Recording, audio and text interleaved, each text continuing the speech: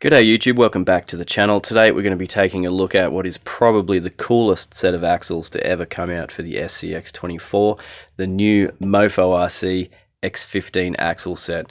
We're going to be taking a quick look and comparing them width-wise to a stock SCX24 axle, and we're also going to take a look and see if the TRX4M knuckles, which look very similar, are compatible. So if you're interested in finding out more about this epic new upgrade for your SCX24, stick around, it's coming right up. Before we get started, I just wanted to say a huge thank you to Nick and the team over at MofoRC for giving me the opportunity to take a closer look at these axles and to be able to share it with you guys. So let's take a closer look at the axles themselves. You can see the rear axle here is a super nice clean design, really beefy gusseting of the axle tubes. I love that the upper link mount is integrated into the axle housing itself, and hopefully you can see it there, but it actually has multiple mounting holes for the upper links there. Everything's been beefed up, the axles are beefed up, the hardware has all been increased. The carrier for the worm gears here, the bolts are 2mm. The retaining bolts for the axle bearings have been beefed up to 2mm, and the shock and link mounting locations have been beefed up to 1.6mm. So you will need to convert your links with the supplied hardware. You've got the appropriate bolts and the appropriate ball ends, so you can convert your existing SCX24 links to that 1.6mm size. For me, I was running the Endura SCX24 rod ends, and to make those work with these larger bolts, I had to take the balls out of the rod ends there and just drill them out with a 1.6mm drill bit. That was easy enough to do, and everything fits exactly as it should. Moving on to the front axle, you can see there is an included best servo mount ever style servo mounting tray. It is specific to these axles in the way that it bolts directly to the housing itself with these two screws through the top. You get all the usual features of the best servo mount ever, like the front to rear adjustability of the servo and the upper link mounts that are designed to fit really neatly below the servo itself, so you don't have any compatibility issues with these larger servos. When getting these axles set up out of the package, you will need to remove the worm gears and lubricate everything with the included udder butter. I actually pulled these axles front and rear come with stock ratio SCX24 worm gears in it. I left the stock ratio in the rear, and I actually pulled the front worm gears out and put 14% overdrive, and the transmission in this Slayer is also running 14% overdrive, so I've got a total overdrive of approximately 28%. One area that you will need to pay extra special attention to when getting these set up out of the package are these knuckle screws. You can't actually tighten these knuckle screws all the way down, or the knuckle won't pivot freely in the housing. You've got to screw them down and then back each one off about a half turn or so, and then in that circumstance the only thing stopping them from rattling out when you're driving is Loctite. So make sure you put a dab of blue Loctite on these screws, otherwise first time out you're probably going to lose those bolts on the trail. So taking a closer look at the width of these axles, these are plus 7.5mm per side for a total additional width over a stock SCX24 axle of 15mm. Now I was thinking in my head that in practice these axles would just be crazy wide, but when you compare it to a stock SCX24 axle with no spacers on it, it's pretty much the perfect amount of additional width.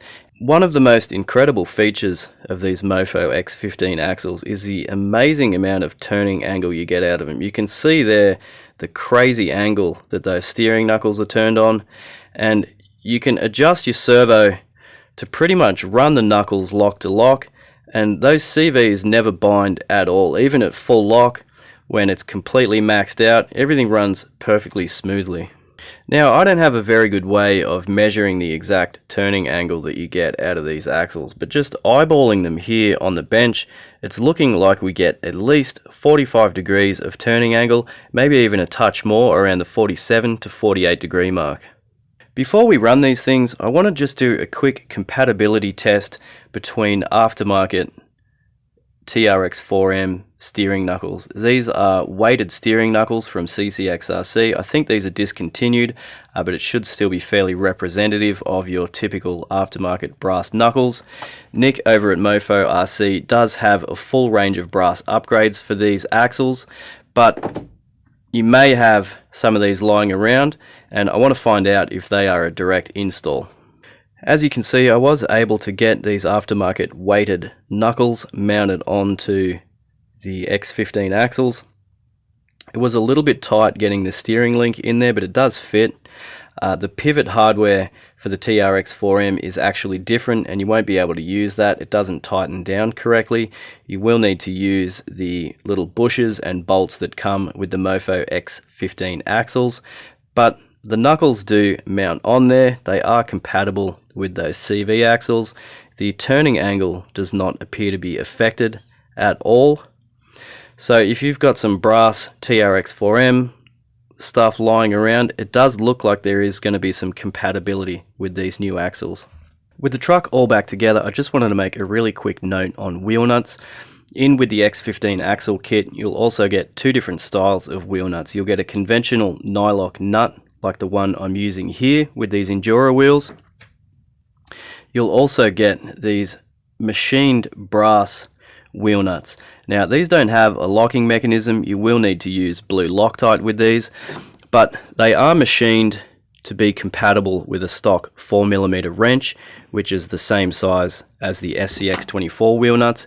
And why that's important is these will help with installation on wheels that have a really deep dish or difficult access to the wheel nut itself.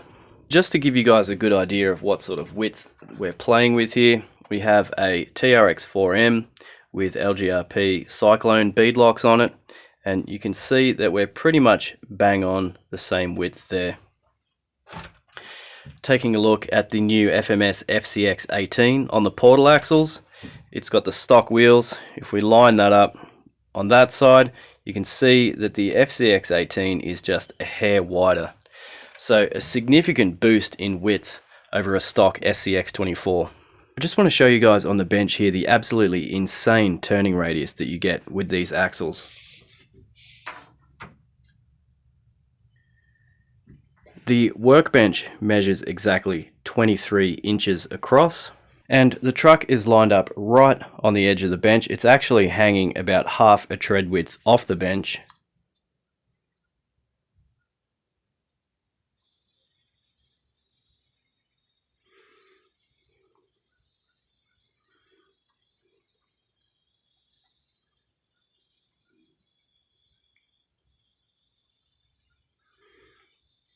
And as you can see, we didn't have any problems getting turned around in that space. Let's do a similar comparison with the TRX4M. I'm going to be turning to the left this time.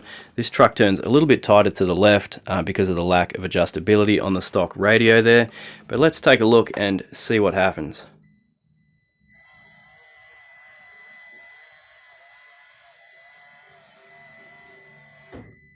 And as you can see, even though we're running a similar wheelbase, we've got no hope of getting turned around in that space. There's a couple of variables that we need to take into consideration with that comparison. The wheelbase on the trucks is very similar. The Slayer is actually coming in at a couple of millimeters longer than the TRX4M. The Slayer is running an aftermarket radio with full endpoint adjustability, and the TRX4M is not. However, turning to the left, it was getting full lock. The Slayer is also running about double the overdrive at 28% overdrive on this front axle. The TRX4M is running 16% underdrive in the rear axle. So a couple of differences there, but I think that really highlights the crazy boost in steering angle that you're getting out of these axles. Let's get this thing outside and I'll try to show you just how much fun it is driving a truck set up with these axles.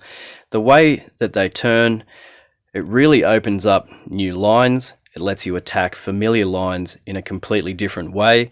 It also allows you to link up existing lines that you would have never been able to link up before without doing 3-point turns. So hopefully I'll be able to show you just how awesome these axles are when you hit the rocks. So I've been running the LGRP Trench Kings on this Slayer build, and I do like those tyres. I like the tall, narrow stance. I have noticed, particularly with the weather starting to cool off, that they don't quite hook up on the rocks as I'd like them to. So I would like to try something different on this truck. I've kind of been hanging out for the new Proline Maxxis Trepidors to come out, but Horizon Hobby seems to be taking their sweet time with getting all of those pre-orders sent out. I've got no idea when they're going to show up. Hopefully before the end of the year would be nice.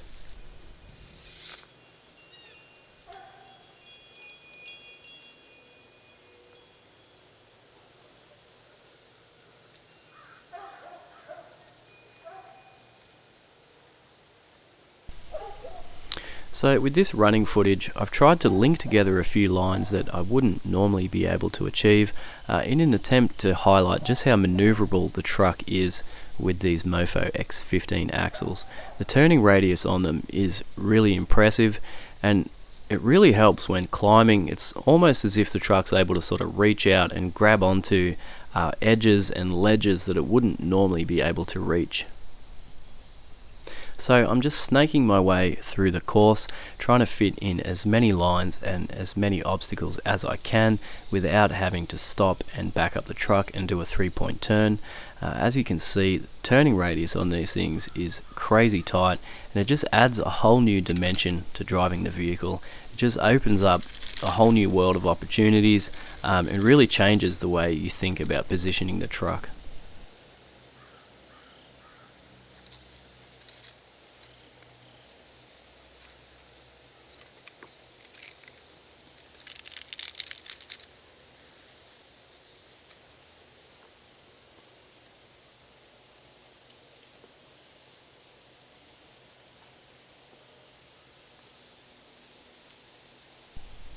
I really enjoyed messing around on this obstacle here. It's an obstacle I discovered with the TRX 4M, and you can only really pull it off when you have an axle that has a really tight turning radius. But it's just so much fun to be able to pivot the truck around in almost no space at all, something that a lot of my other trucks can't do.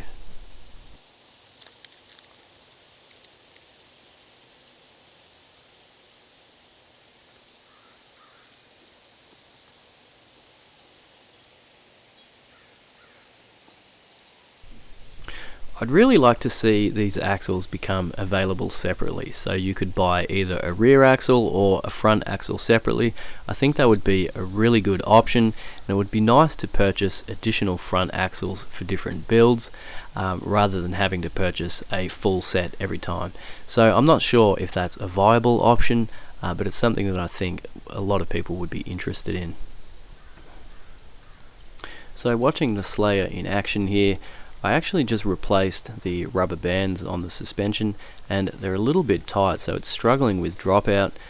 This rig is sitting very low and it has a really long wheelbase, so it does struggle a little bit with breakover, and the tight bands are not helping. So here I just kind of hold the truck full lock to the left just to try to see what I can get away with. It's really fun to try to find new ways to use the course. It's a pretty small backyard course. All of the obstacles are kind of set up for smaller and shorter SCX24 vehicles, so as the collection of RCs has kind of evolved, the obstacles are a little bit tight maneuvering a larger truck like this around, but with these axles there's no problem getting in and out of those tight sections on the course.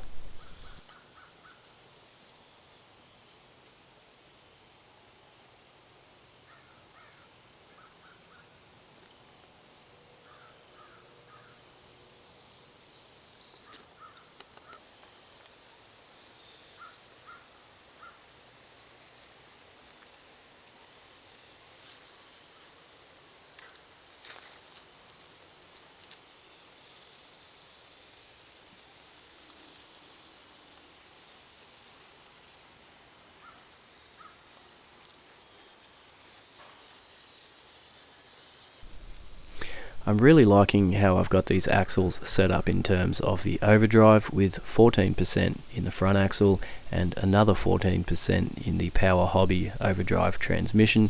It's a really good combination. It isn't so savage that it pushes the truck all over the place, but it's a good amount of overdrive to give the front end tons of authority when turning and climbing.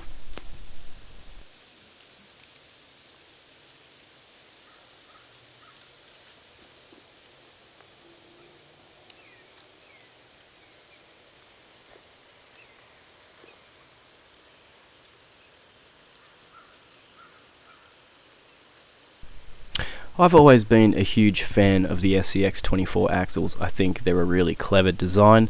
I like the compact nature of the worm gears, which allows for a much higher clearance axle design than you would otherwise get with a ring and pinion setup.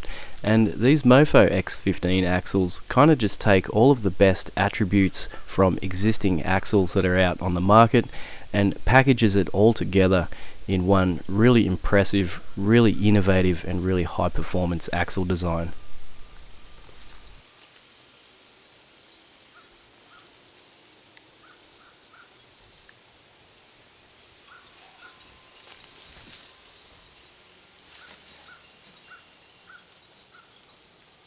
Running this truck with the X15 axles out on our backyard rock course, it's a pretty tight little rock course just tucked away in the back corner of our garden, and there's not a lot of room to maneuver, and this setup literally runs circles around anything else that I've tried.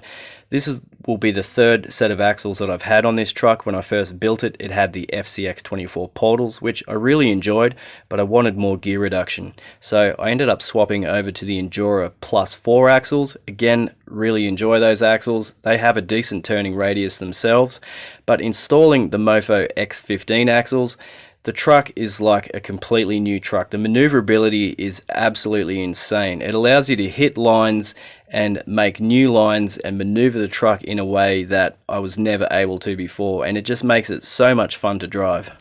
So if you're looking at a new set of axles for a build, particularly a competition style build where maneuverability is absolutely paramount, I would strongly recommend taking a close look at these MofoRC X15 axles. They're kind of like the perfect combination of everything you want in an axle. They're not too narrow, they're not too wide, the turning radius is absolutely phenomenal, and they're crazy overbuilt, so you're not going to break them when you're running on brushless power. That's where we're going to wrap things up for today. If you've got any questions, make sure you leave them down below in the comments. If you got any value out of this video, please consider subscribing to the channel so you don't miss out on any future content. As always, guys, thank you so much for watching, and I'll catch you next time.